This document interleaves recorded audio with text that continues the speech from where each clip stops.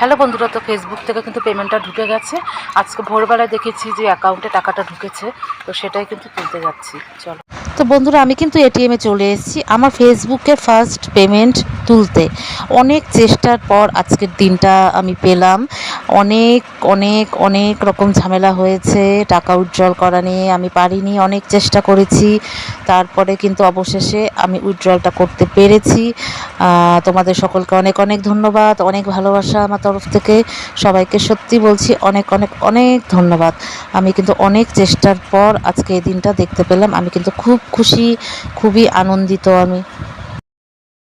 টাকা কিন্তু তোলা হয়ে গেছে, এই যে টাকা। তো কত টাকা আছে সেটা তো আমি বলতে পারবো না, সেটা তো কেউই বলতে পারে না। খুব বেশি নেই, অল্পই আছে। মানে এই যে 500 টাকাও আছে, 200 টাকাও আছে, 100 টাকাও আছে, খুব একটা বেশি নেই এখানে।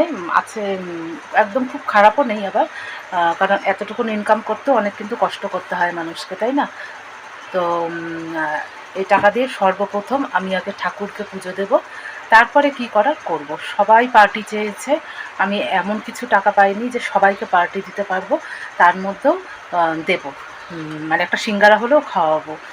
অল্প কিছু পেয়েছি, অনেক পেলে অবশ্যই সবাইকে খাওয়াতাম। তো আমি যতটুকু পারবো সবাইকে পার্টি দেব, আর অবশ্যই কিছু একটা কিনবো। তবে সবার আগে ঠাকুরকে পুজো দেবো, তারপরে সবটা হবে। চলো, টাটা।